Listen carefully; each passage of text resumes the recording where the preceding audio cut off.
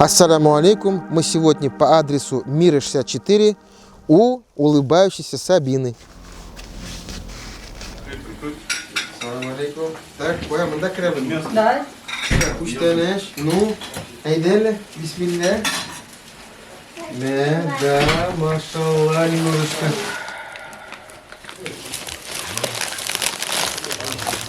Мы благодарим вас, что вы нас так встречаете, с такими улыбками на лицах. Да. Очень приятно, когда люди, которые достойно переносят эти испытания, и у них улыбки на лицах. Вот. Это важно. Наш проект – это проект знакомства, значит, с нашими горожанами. Это проект добрососедства. То вот очень приятно, что нас встречают с такими улыбками девочки. Это уже поднимает настроение. И хотелось бы начать со знакомства. Меня зовут Салих Хазрат. Вас как зовут? Меня зовут Альбина. И девушка? И Сабина. Сабина. И вот сейчас, значит, нас тоже встретил с улыбкой, но вышел это... Александр, мой муж. Это Александр, муж, то есть папа. Да, папа Сабина. Папа. Очень приятно. Это очень важно, что папа рядом. Вы знаете, вот не во всех семьях вот так папа, значит, рядом, к сожалению. Да. Когда вот такой мужчина, деловой, он так улыбается. Сабина, любишь папу, Сабина? Да. Да, любит. Когда папа, всегда легче, всегда спокойнее, всегда чувствуешь себя в безопасности. Поэтому нам уже приятно то, что у вас семья полная. У вас еще есть, получается, старшая сестра, да? Да, у нас Как? только 3 девочки. Три девочки? 3 девочки. Дарина, это средняя Диана, Угу. и Сабина. И Сабина. Очень хорошо. Ну, давайте немножечко начнем с того, как вот так произошло. Ждали, не ждали. Произошло как-то так, у меня рано отошли воды. Угу. Получается, очень рано, 27 недель. Получается, даже в декрет не смогла выйти. В 30 недель же уходит в декретный отпуск. Получается, она родилась в 27 недель, у меня отошли воды, сделали кесарево, и она родилась килограмм с небольшим.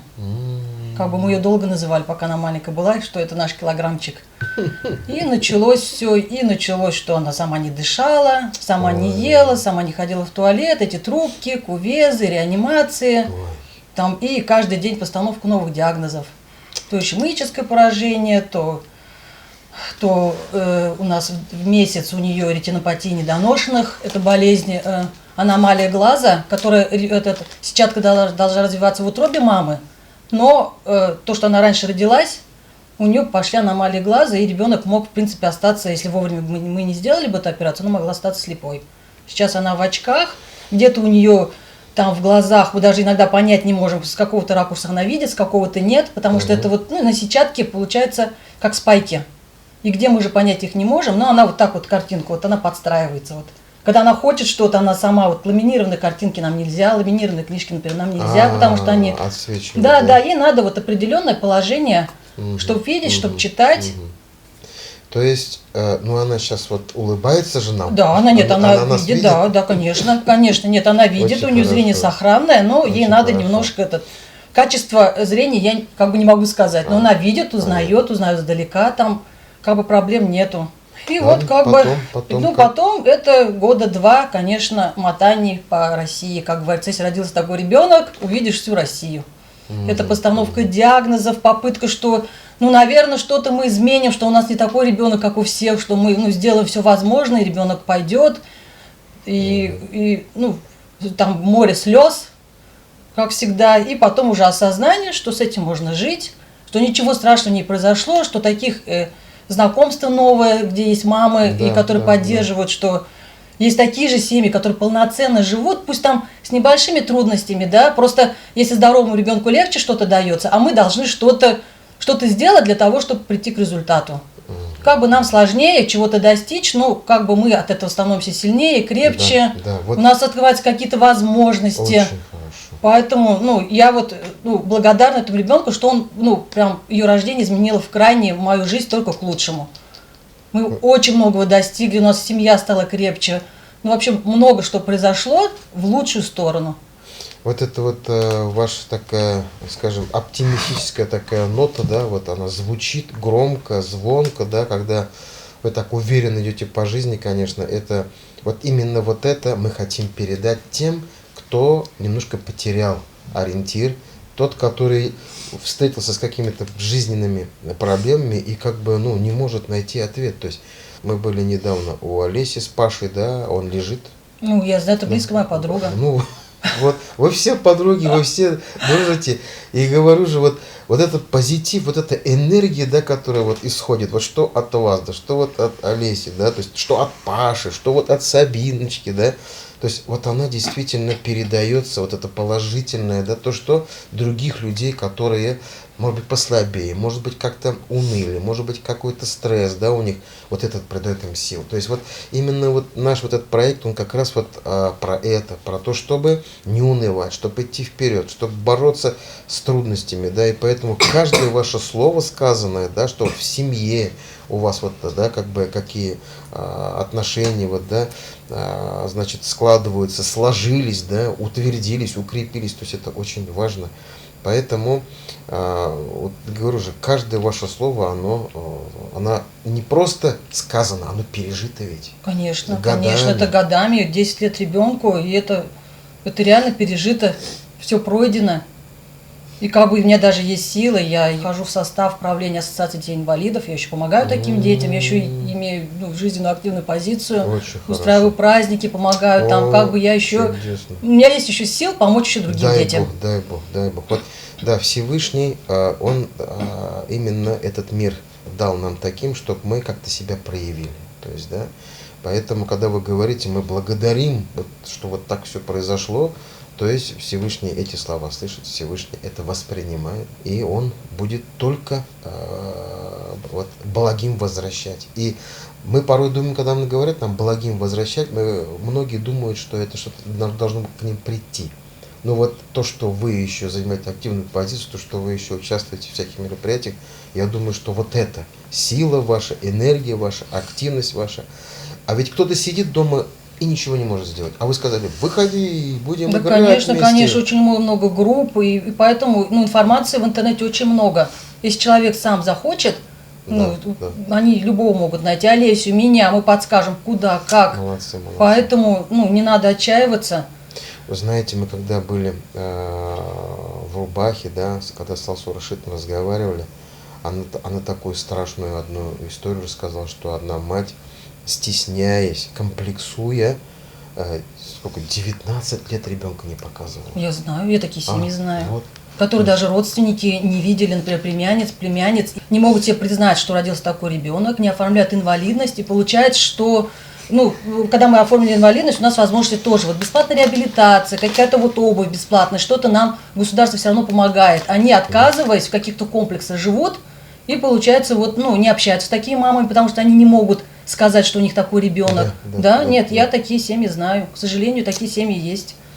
Да, они не могут принять, многие папы не принимают таких детей. Ну, поэтому ты и сказал, что когда Да, я это увидел очень папу, важно, да, поддержка когда папу- мужа, потому да, что вот да, она да. сейчас растет, и, последние 2 года мне уже ее тяжело с ней куда-то ходить. Вот можешь сказать, что если она, например, захотела в кино, то это целое мероприятие. Мы должны спросить, есть ли у папы свободное время, чтобы он нас до кинотеатра довел, потому что сама я, к сожалению, уже все, я ее не поднимаю. У нас сейчас трудности уже только с возрастом, да, с только весом, с весом, с только с ростом, весом. ага. Пока она была маленькая, мы жили обычной жизнью. Мы ходили в театр, мы ездили, отдыхали, как бы нас нет. Вот сейчас у нас немножко и то это все решаемо, это тоже все решаемо. Что сейчас у нас коляска, например, мы покупаем машину, чтобы поезжалась коляска, вот настолько мы должны уже подстроиться под ребенка. Или у нас эта коляска, следующая коляска, возможно, мы будем уже поместить ли она в лифт, тоже учитывать эти возможности, потому что надо как-то по размерам уже. Бывает, такую коляску купили, а в лифт она не помещается уже. Да, есть такое. Мы тоже Сейчас очень много у нас родителей, я знаю, которые меняют квартиры, например, с 3-го этажа на 1-й. Потому что с учетом таких уже... это все решаемо, я говорю, это все, пусть люди не боятся, это все можно решить. Если есть желание, все можно сделать. Как старшие сестры Как к этому отнеслись? Как они это приняли? Они относятся к ней как к обычному ребенку. Вот, ну, как бы у нас нету, что есть какие-то поблажки. Она как вот обычная. Да, она Никаких как обычный поблажек? ребенок. Нет. Нет, она Смело, так же. Да, сильно. да. Да, она обычный ребенок. То есть, чтобы был порядок, чистота, Ну, значит, да? Ну, не совсем, конечно, она может делать то, что делают старшие дети, Ну, как бы она полы по дому не моет. Понятно, понятно. Но они относятся к ней как этот. Ну, Ну, как, хорошо, хорошо. То есть они не дают, значит, ей тоже почувствовать себя да, каким-то... да, да. Если она хочет расслабиться, они говорят, пусть сама идет. Да. Почему должны принести, когда она кричит там, Да. я это хочу. Пусть ползет Да, и сама да, берет. Да, да. Да. То есть она ползает, да? Да, она получается? ползает, она очень хорошо ползает, и ползает вот с 3 лет, получается, 7 лет ползает она. Вот вы видели, у нас поручни там стоят, как бы вдоль поручни она вот может за какую-то опору держать, она может ходить. Встать не может, да? Может встать, может встать, может Хорошо, что-то взять из хорошо. холодильника, но нет равновесия у нее. Мгм, мгм. Вот как малыши в годик начинаешь же первые шаги делать, вот у Да, нее да. сейчас вот такой вот. Ага. Она не может твердо стоять, она будет стоять за счет рук только. Понятно. А как вот питание, скажем? Питание обычно, нам очень повезло, что нас взяли в школу «Надежда». Сначала нас взяли в садик, а потом нас взяли, нам очень повезло, это возможность нам с мужем работать, ей развиваться, как бы она не сидит это дома, там на диване Да, целыми да, днями. да, Да, конечно. она полноценно посещает у нас школу, Читает. читает. Нравится. И очень нравится, если она, Ой, например, болеет, молодец. и если, ну, что мы не пойдем в школу, она очень за это переживает. Прямо мы с ней, можно сказать, даже ругаемся. Я говорю, как ты пойдешь больная? Она говорит, ну, мам, ну я же могу там сегодня учиться. Поэтому она ходит в школу. Она сейчас, мы занимаемся сленж-хоккеем, если слышали, группу Да, набрали, да, мы да. тоже. Мы Серьезно, занимаемся девочка сленж-хоккеем, хоккеем? да. Ой, форма Да. там нужна, наверное, каска. Форма, причем клюшки. 20 минут одеть, чтобы ее. Нет, Да. форму нам купили благотворители. А, хорошо.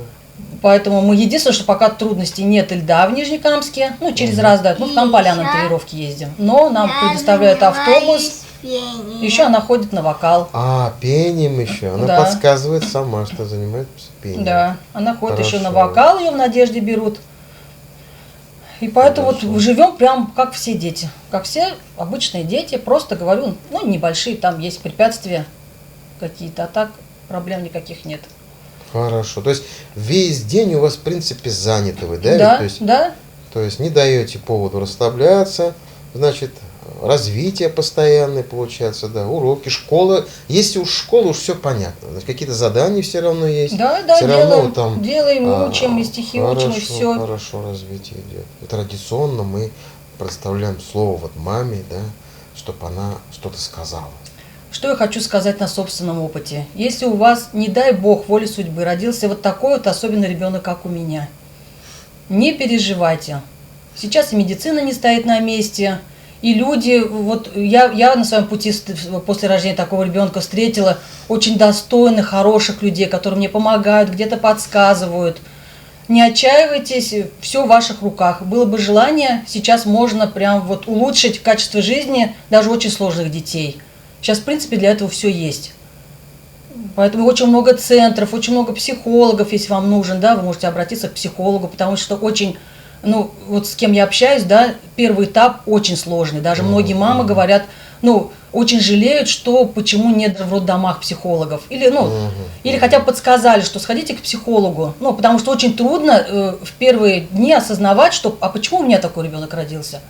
Ну, вот с этим, ну, каждая мама, наверное, пережила. В семье, и семьи вот распадаются, да, и всем желаю сильных мужчин Да, рядом, да, вот, которые вот. достойно приняли это, и они вместе шагали прям с позитивом вперед. Как бы я ни на миг не пожалела, что вот у нас все так произошло, я бы Слава жизнь Господу. свою вообще не поменяла бы, Слава прям Господу, ни на слава Господу. этот. Благодаря ей у нас и достаток в семье, и, не знаю, лучше мы стали жить, прям даже в материальном плане. Потому что если что-то ей надо, мы просто больше работаем, больше думаем, у нас мозг как-то начал более гибко работать, там вот, ну, прям у нас все отлично, желаю всем того же самого, нужна помощь, приходите, информации в интернете много, будем ближе друг к другу, поможем, чем сможем.